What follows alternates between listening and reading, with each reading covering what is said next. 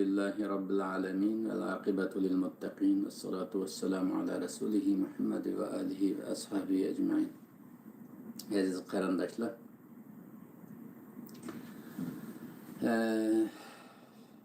Ramazan rozusunun yana bir hikmeti kimlik tespiti.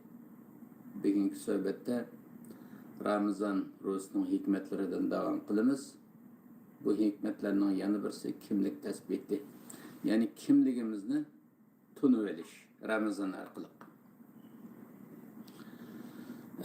Yani Allah Teala rahmeti bilen bizge Ramazan rozusunu farz kıldı. Nima uchun rahmeti bilen farz kıldı deymiz? Çünkü bizge açlıkni, susuzlukni tetitish arqılık ve başka ihtiyaçlarımızı özümüzge his qildirish arqılık nefsimizning mağrurluğunu sunduruş. Nefs degan mağrur bir narsa. Davamlı özünü yoğun tutup duradigan, kibirlenadigan, xiyali narsalar bilan aldınadigan, özü xiyal qurup, özü aldınadigan aşındaq bir narsa şu nefsimizning mağrurluğunu sunduruş üçün. Hakikatte bu dünya hayatında Allah'a beqinmaydigan bir xo'jayin emas bu nefs, belki aciz, hemmiga muhtaç bir kul, aciz bir bendi ekanligini hatırlatish uchun Allah bizga Ramazonni farz qildi. Allah'ning yardımisiz hiç ekanligimizni bildirib qo'yish uchun Allah bizga Ramazonni farz qildi. Yani Allah bizga yardım qilmasa, shunda ham yardım qo'lini chekkandan keyin tok ketgandek, öydün tok ketgandek, hamma narsa ishlamagandek, inson hiç yo'qlikqa mahkum. İnsanın bu dünyadaki hayatının, faaliyetlerinin devam qilishi Allah'ın rububiyet sübutiga bağlanganligimiz uchun shunday devam qila olamiz. Haqiqat shunday bo'lg'achqa Allah bizga bu haqiqatni tushuntirib qo'yish uchun har yili Ramazon tutish orqali, Ramazon ro'zasi orqali bizni eslamizga keltirdi. Aziz qarindoshlar, özümüzden nefsiga bir qarab baqayli. Özümüzden işimizga, ichki dunyomizga, men degan yerimizga bir qarab baqayli. İnsanning bu nefsi o'zini bek kuchli hisoblaydi davomli. Hatto o'ziga o'zi xo'ja deb o'ylaydi. Men degan erkin odam xohlaganimni qilaman deb. Allah'ın nimetlerini yeb turib, onu özünün mülki deb gumon qiladi. Halbuki Allah nimetni bizga nima uchun berdi? Bu bir amanet, bendem bu amanetni joyida qaytarib bergin deb berdi. O amanetni joyida qaytarish qanday bo'ldi? Har bir ne'mat Allah'ın rızalığını kazandırdıgan bir vasıta. O nimet bilen Allah'ın rızasını kazansak, cennet kazansak, amanetni joyiga yetkizgen bo'lamiz. Eğer o nimetni dünya uchun qo'llanıversek, belki devletning malini shaxsiy qo'llanib olgandek xiyonat hisoblanadi. Shuning uchun Allah'ın nimeti bizning mulkimiz emas, nimimiz Allah Teala tarafından bizga berilgan bir amanet.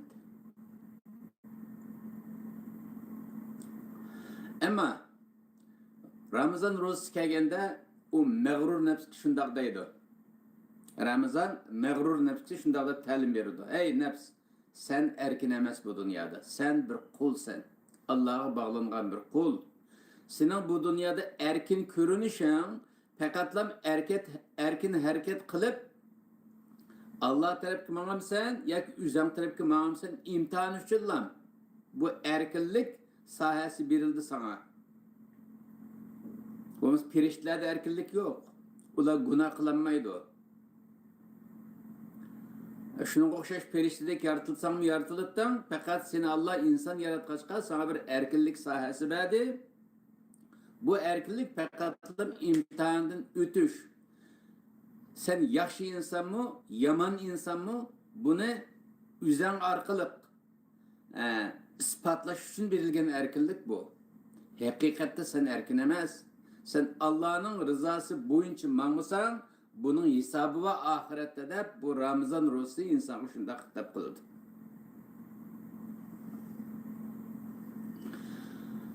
Mesela kursuğa aç kalgan insan, bir yutum suğu zar boğan nefs, üzünün nimançı aciz, nimançı pekir, pani ikenligini düşünüdü. Mesela Ramazan rozu sıfatımız, düşten keyin qarab baksak, su içkimiz keldi, tamak yegimiz keldi.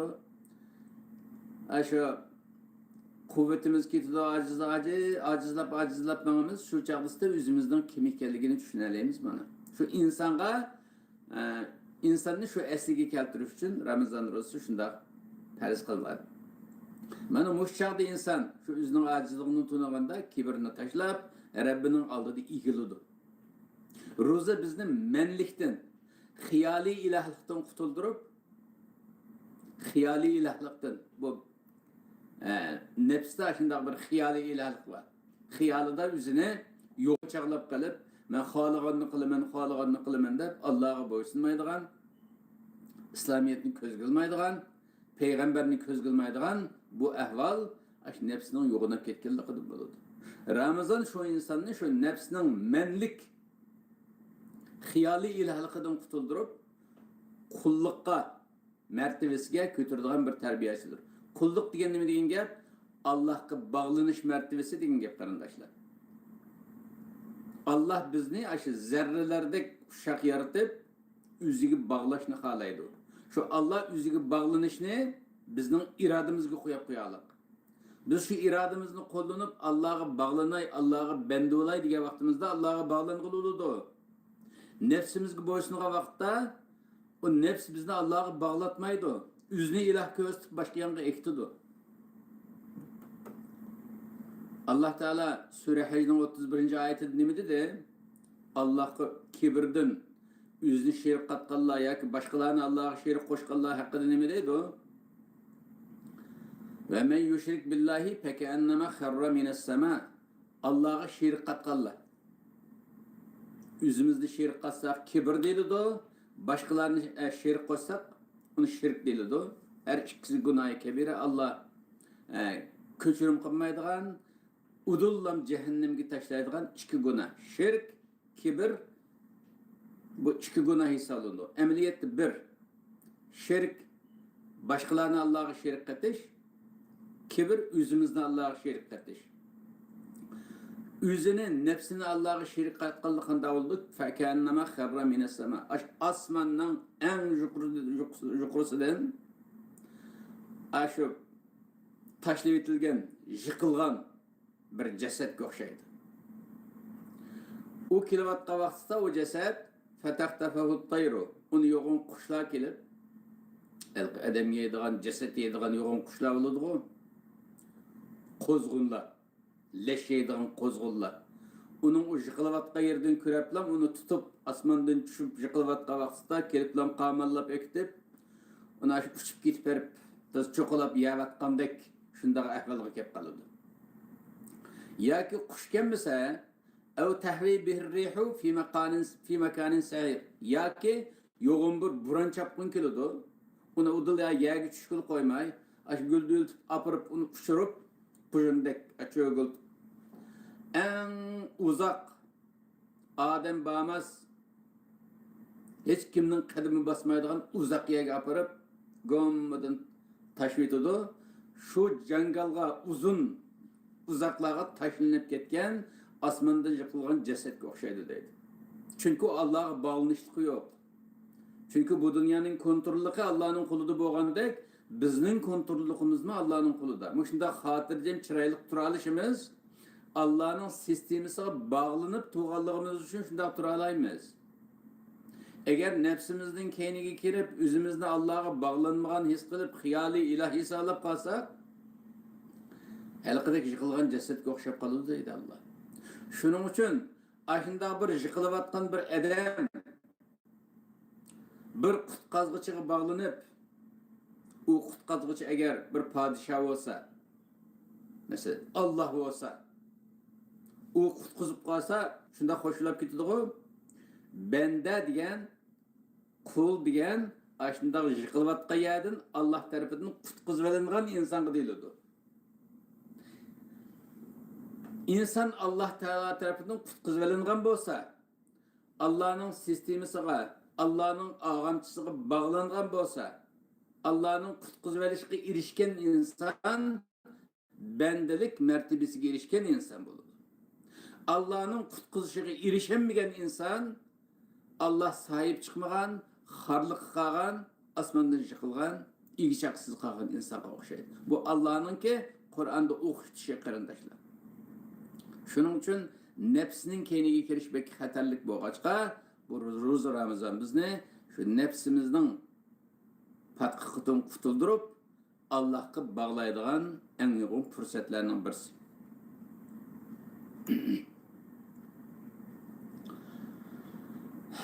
Biz inson sifatida yeyotgan bir tal nonning, bir to'g'ram nonning yoki bir ishayotgan bir istikan suvning qadrini ko'pincha vaqt bilmaymiz, qarindoshlar, unutib qolamiz. Chunki oshqozonimiz to'q, qo'sqimiz to'q, ko'nglimiz xotirjam. Yashagan vaqtlarimizda uni unutib qolamiz. Ammo Ramazon mezgilida iftorga bir necha minut qolganda odatdagi kichikina bir to'g'ram non cennet nimetiga aylandi ko'zimizda. Shuning uchun ro'za bizga shuni o'rgatadi ki, bu ne'matlar sening emas, Allohning degan xitob orqali bizga bunday bas berdi. Bir tal xomini og'zimizga ag'a vaqt his qilganlik suyunish va u xomining tatlik tatishi, o kadar lezzet verishi dunyodagi eng haqiqiy va eng samimiy elhamdülillah degan hamd sana hisoblanadi. Biz gerçi deymiz onu tamaktan keyin elhamdülillah deymiz. Demedik deyli, aş tamak yavatqa vaqt xushallik, aş tamakni alavatgan lezzet hemmisi elhamdülillah deb hamd sana hisoblanib mağdu. Şunun için ro'za Ramazon orqali inson öz esliga keladi. Endi Ramazon ro'zasining ki yana bir hikmeti qarindoshlar, Kur'an'ın tug'ilgan ayidir Ramazon. Kur'an'ın tug'ilgan ayi deb ta'riflasak to'g'ri bo'ladi deb o'ylayman men.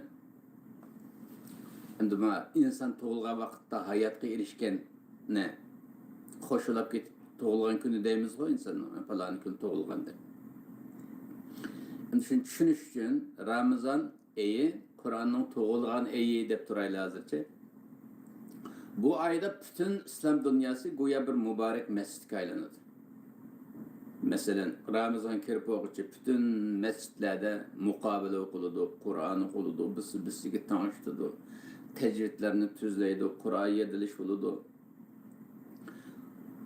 Yil bo'yi Qur'on o'qib boqmaydigan odamlar mush Ramazonda bir Qur'on tamom qiladi deb Qur'on o'qishga boshlaydi. Bu Qur'onning eyi, Qur'onning tug'ilgan kuni bo'lg'achqa hamma odamning, yani hamma mu'minlarning, musulmonlarning qalbi Qur'onga markazlashidir. Milyonlagan hafizlar Arshning xitobini yer yuziga anlatadi. Arshning xitobini.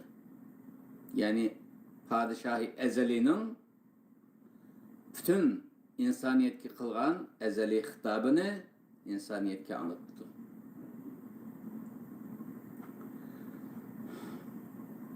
Biz ro'za tutish orqali yemek içmekni tark etib, hayvoniy sifatdan chiqib, firishta sifatga kiramiz qarindoshlar. Bu yeyish ichish deganni hayvonmi yalaydi, ichalaydi. Uning dardi shu zaten yeyish uchun, ichish uchun yashaydi ular. Biz yashash uchun, Alloh rizosi uchun yashash uchun yeymiz, ichimiz. Farqimiz shu. Bu ayda Qur'on o'qiganda uni go'yo Jibril alayhisolamdan anglayotgandek his qilamiz. Mesela Kur'an'ı bu Allah'ın kelamı. Bu Kur'an'ı Cibrail aleyhisselam geldi ya Erşe aladında Allah'ın kelamı deyip durup anlayınız. Hatta bir vasıta Allah'ın sözü Allah'tan anlayıvetemen, Allah bana sözler oturdu diyen halette tanışayımız Kur'an'ı. Bu nurani atmosferada başkalar Kur'an bilen nurlanıvatganda ro'za tutmay nefsinin quli bo'lish, nimancha cho'ng bir mahrumlik ekanligini mushundan bilib olsak bo'ladi. Mush Qur'onning tug'ilgan eydimi, mushundaq insonning ishini pokizlaydigan mush mezgildimi? Ro'za tutmay, Ramazon bilan munosabatsiz qilish, ibodat bilan munosabatsiz qilish bek yo'g'in mahrumlik qarindoshlar. Endi Payg'ambar alayhisalom Ramazonni tasvirlagan vaqtda nima dedi degan vaqtda Ramazon oyini oxiratning barakatli bozoriga o'xshatib tasvirlaydi. Masalan, biz pul topish uchun bozorga ehtiyojimiz bo'ladi-ku, mollarimizni sotish uchun, xaridor topish uchun bozorga ehtiyojimiz bo'ladi. Biz bu dunyoga oxiratning oxiratligimizni qozonish uchun keldik-ku. Shuning uchun shu oxiratligimizga lozimlik bo'lgan narsaning hammasini mush dunyoda qozonamiz. Shuning uchun bu dunyo oxiratninki bir tijoratgohi. Payg'ambar alayhisalom dedi, "Ad-dunya mazraatul oxira." Dunyo oxiratning ziraatgohi dedi-ku. Oxiratda bizga lozim bo'ladigan narsalarning hammasi mush dunyoda teriladi. Mush dunyoda nimani terasak, oxiratda shu mahsulotni olamiz. Shuning uchun mush Ramazon shu oxirat tijoratini qiladigan mezgillarning eng foydali mezgili mana shu. Odatdagi chaqda Alloh bir yaxshilikqa 10 sabab bersa, masalan Qur'onda Qur'on o'qiganda Payg'ambar alayhisolamning ta'rifi bilan bir odam Qur'on o'qigan vaqtida bir harfga 10 sabab beriladi deydi-ku. Masalan alif lam mim desa deb misol berdi shu yerda.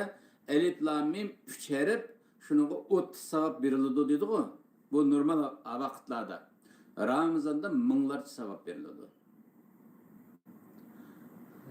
Bulutning qadri kechsa bir harfga cheksiz sabab beriladi. İnsanninki nimasiga ko'ra?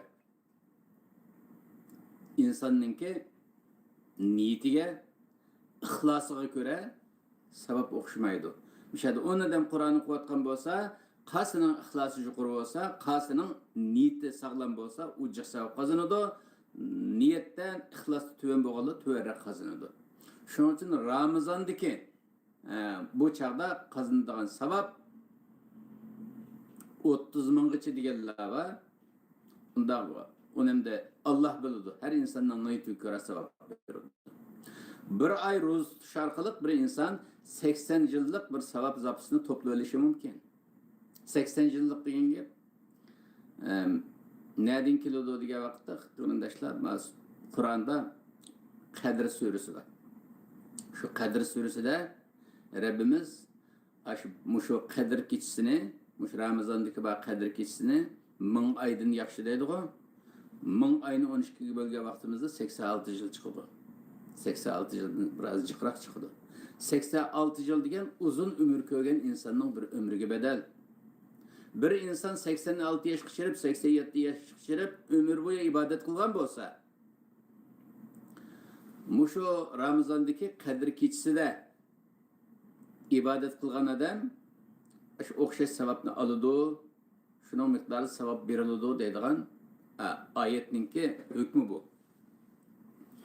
Masalan, Qadr kechasi dedik, shu yerdan biroz to'xtalaylik. Qadr kechasida Allah nima dedi bu yerda? İnna enzelnahu fi leylatil qadr.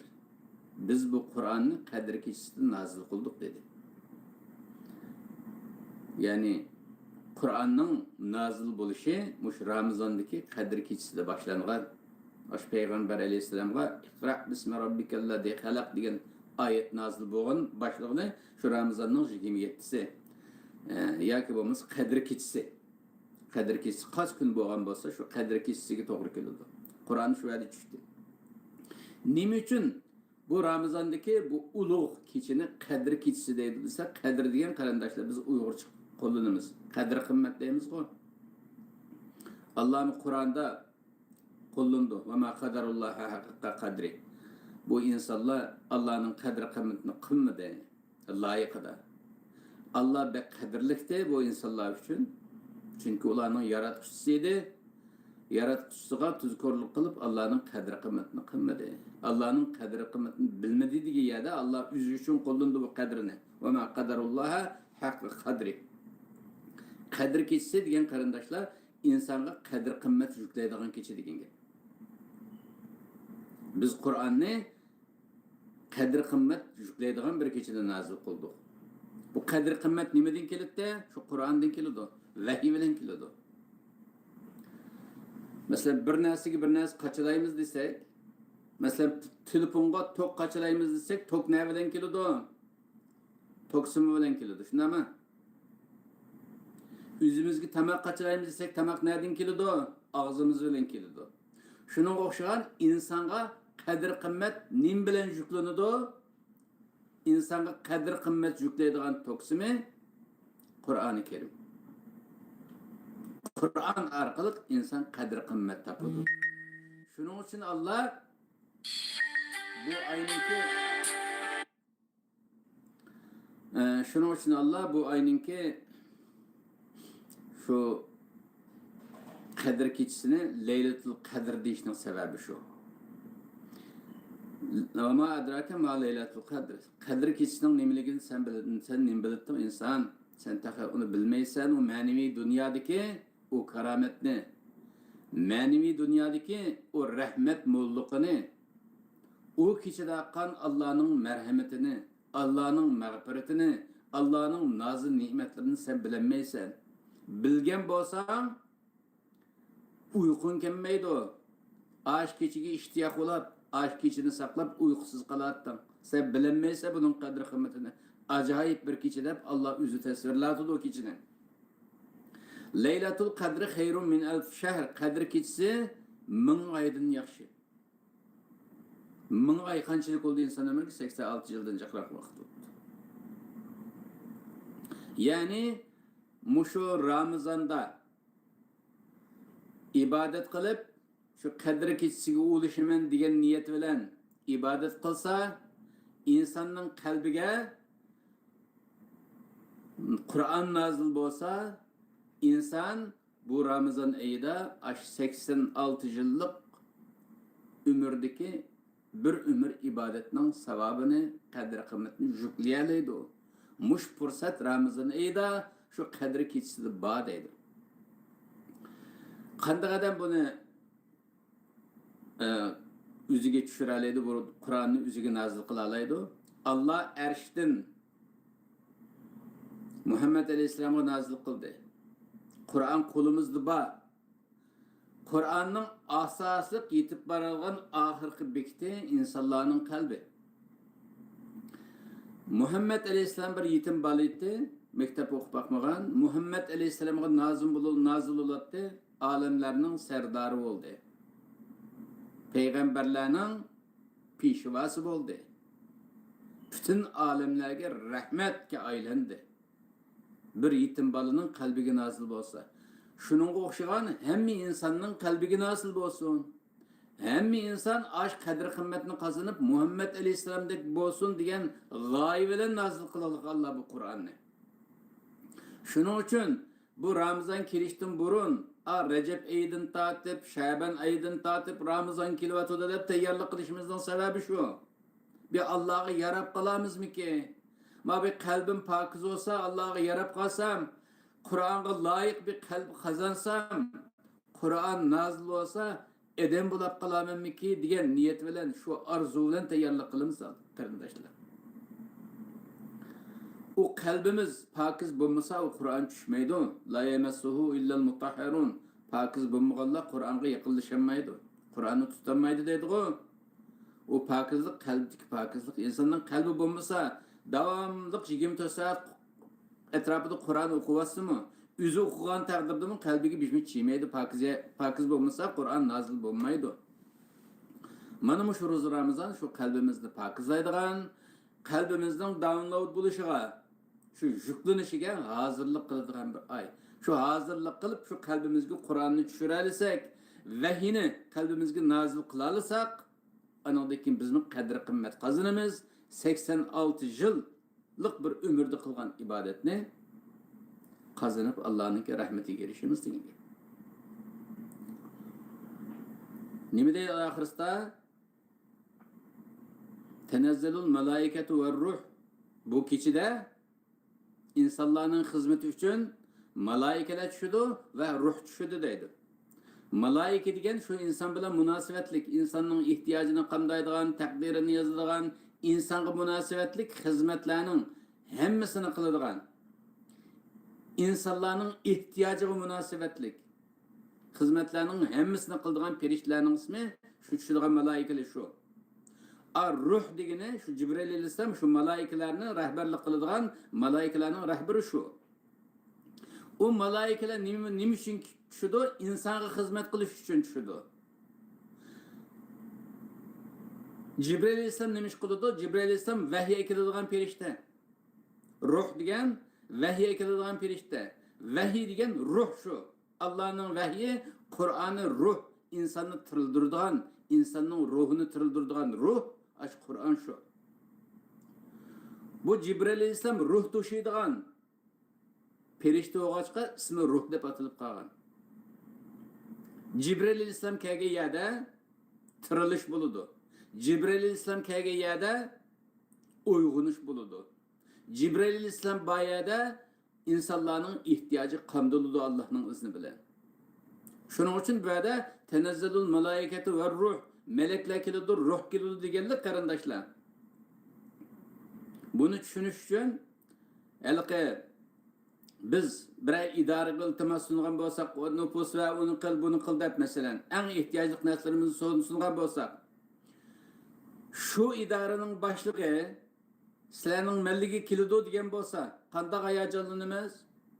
Shu biz iltimos qilgan yerning boshlig'i keldigan shu bo'lgandan keyin ishlarimizni so'raymiz, bizning ishlarimiz qanday bo'lib ketdi deb hayajon bilan saqlaymiz-ku.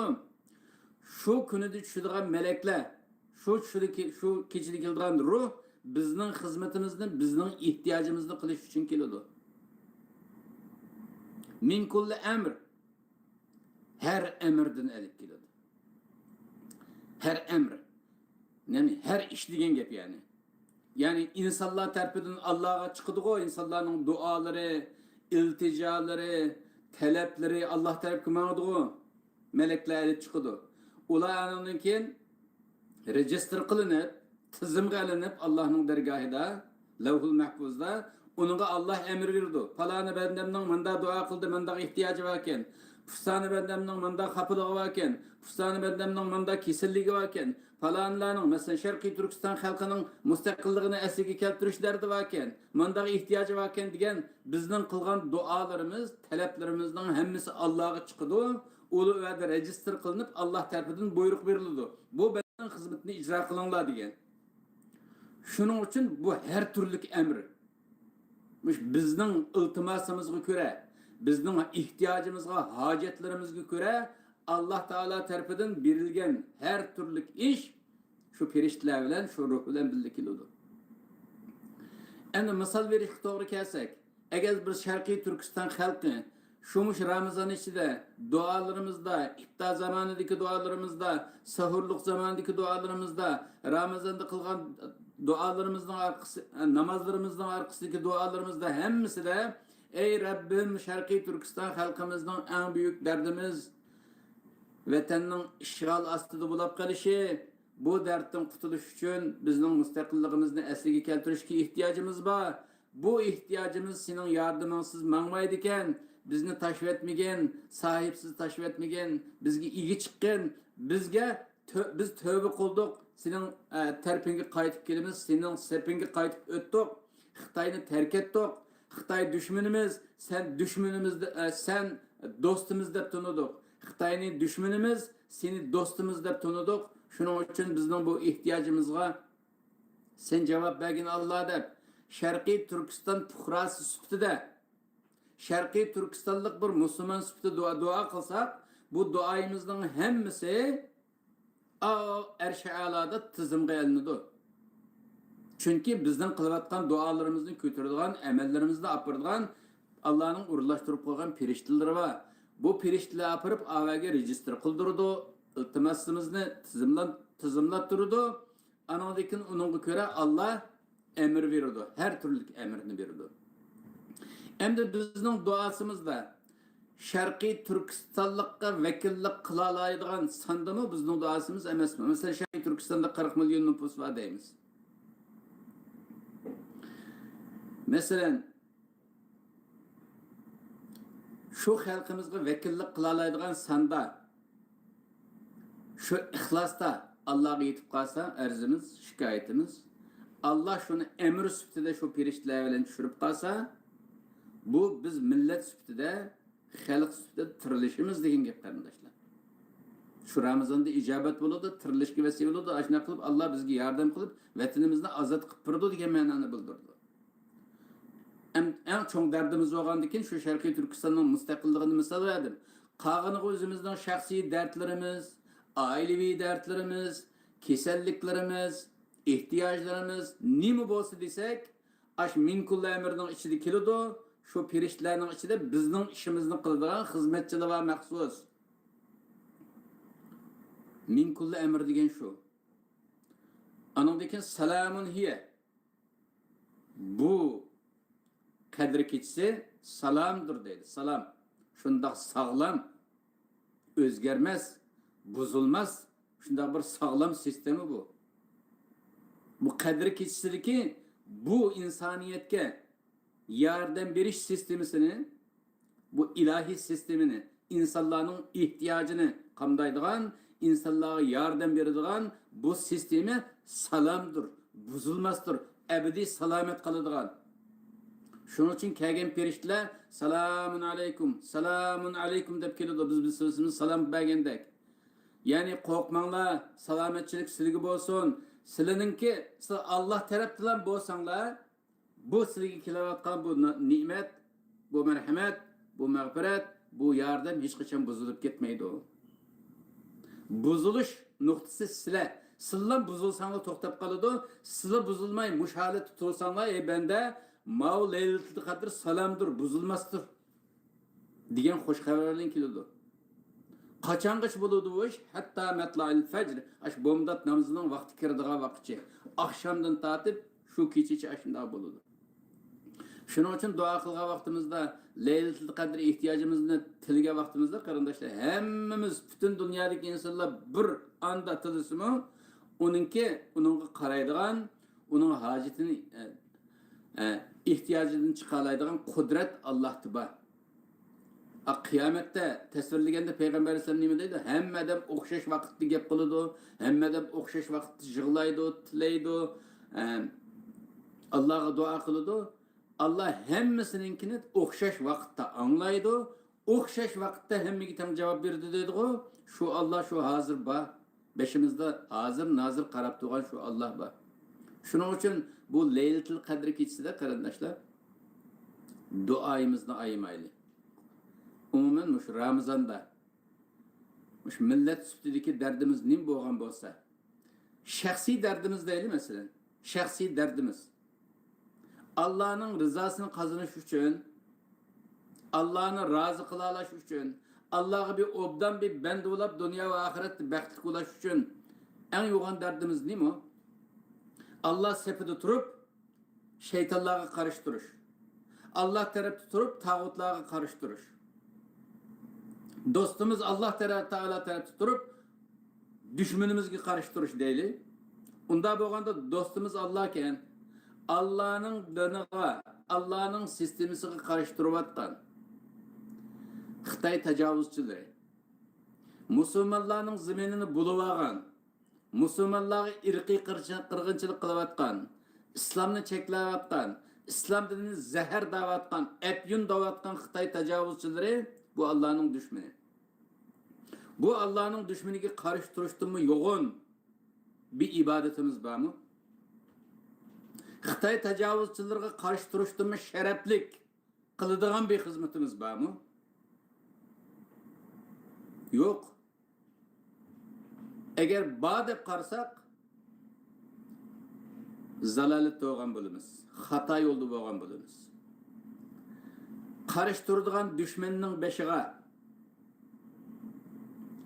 insoniy shaytonlarning shaytonlar insonda bo'ldi, jinda bo'ladi-ku. Jinlardan bo'lgani zaten iblis bilimiz, uni g'amimiz qarshi. İçimizde nefsleydiğen bir düşman bana çıkın ya anlatımız onun düşmanlığını mı düşündük?